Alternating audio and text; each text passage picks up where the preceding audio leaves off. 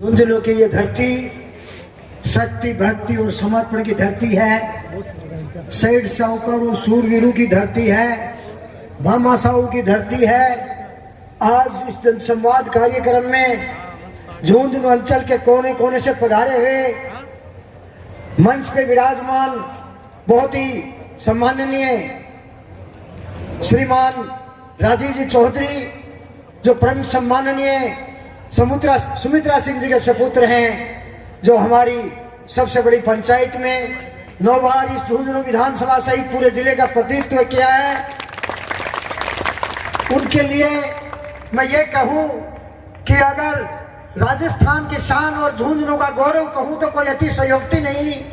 उनके ये लाल हमारे स्टेज पे विराजे हैं। उनके साथ झुंझुनू विधानसभा के बहुत ही सम्माननीय विद्वान संत पुरुष और मंच के समक्ष आदरणीय योग्य मेरी माताओं, बहनों और बेटियों, आदरणीय बुजुर्गों, हम उम्र साथियों, युवाओं और मीडिया से पधारे हुए पत्रकार बंधुओं, आप सभी का मैं इस जन संवाद कार्यक्रम में हृदय की गहराइयों से आपका अभिनंदन करता हूं, आपका अभिवादन करता हूं, आपका स्वागत करता हूं, आपका धन्यवाद ज्ञापित करता हूं। साथियों, मुझे समझ में नहीं आ रहा इस विशाल जनसमूह को देखकर जो जन सैलाब उमड़ा है, पता नहीं ये निराशा का प्रतीक है या आशा का प्रतीक है या ये झुंझुनू का भविष्य है। लेकिन मैं इस भरी भीड़ को देख के बड़ा की कर्तव्य हूँ, हैरान हूँ, मैं बड़ा अचंभित हूँ। मुझे याद नहीं कि मैं मेरी बात को कहाँ से संबोधन करूँ, किसका पहले सम्मान करूँ, किसका बाद में बात करूँ। लेकिन साथियों, आप सबका सामूहिक रूप से हृदय की गहराइयों से सम्मान करता हूँ।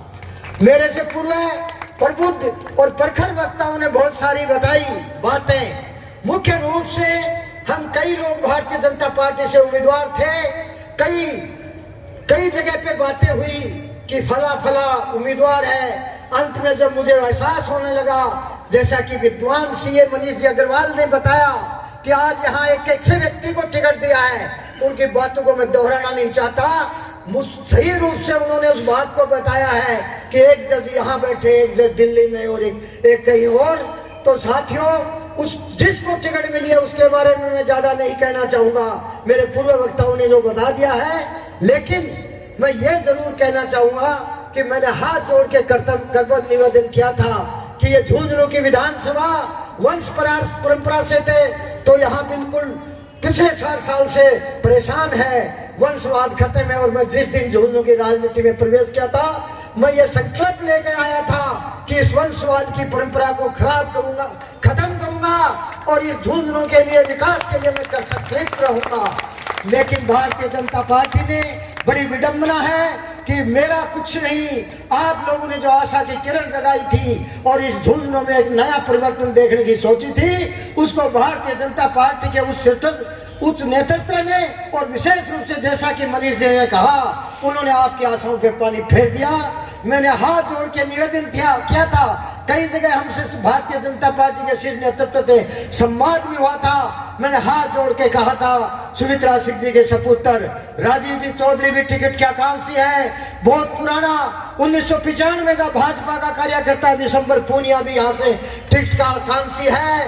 विनोद जी झाझड़िया भी टिकट के आकांक्षी है। और भी बनवारी लाल जी सैनी और कई लोग यहाँ टिकट के आकांक्षी है।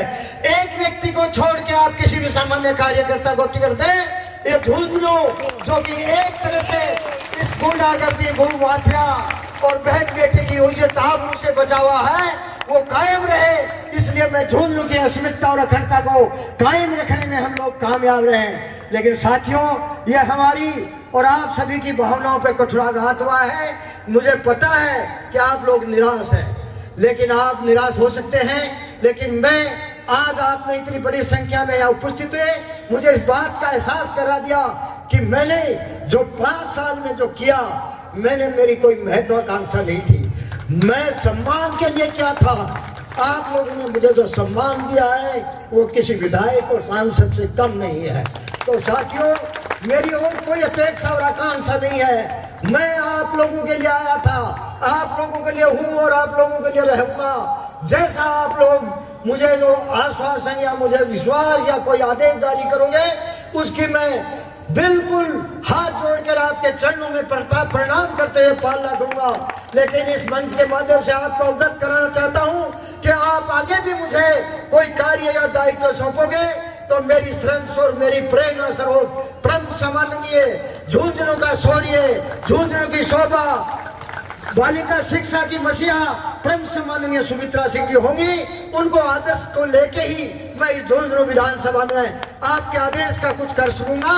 लेकिन आप लोगों के हाथ में है, आप लोगों का निर्णय, आप लोगों का हौसला, आप लोगों का फैसला मेरे लिए सिरोधार्य होगा।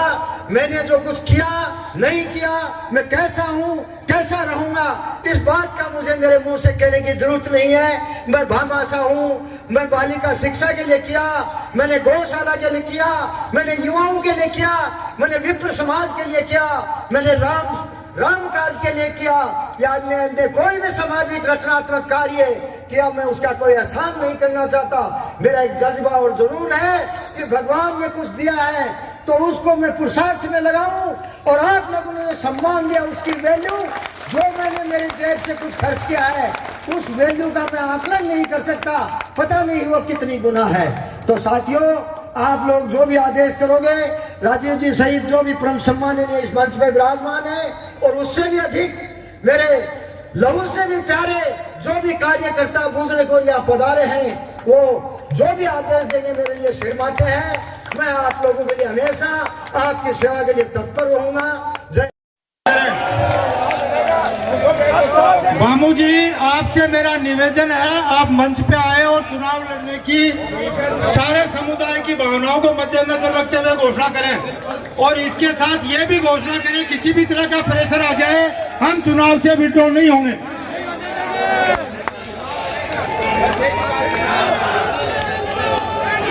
इंकलाब, इंकलाब, भारत माता की, भारत माता की, वंदे जी भाऊ जी, भारत माता की जय, भारत माता की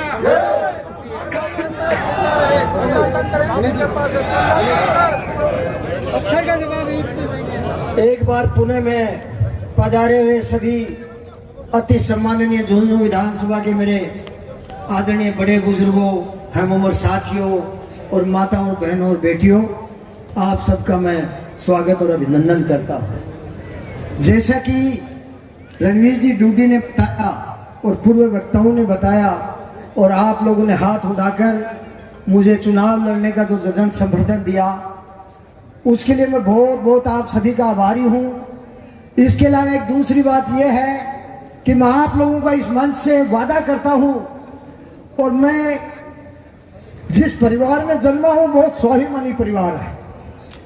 तो जैसा कि रणवीर जी ने कहा, आपके पास कई तरह के प्रलोभन आएंगे, कई तरह के पद आएंगे और कई तरह के दबाव आएंगे, लेकिन मैं विधानसभा के मेरे प्यारे साथियों इस मंच से आपको विश्वास दिलाता हूं, न झुकूंगा, न रुकूंगा, न मिटूंगा, और इस झुंझुनू के लिए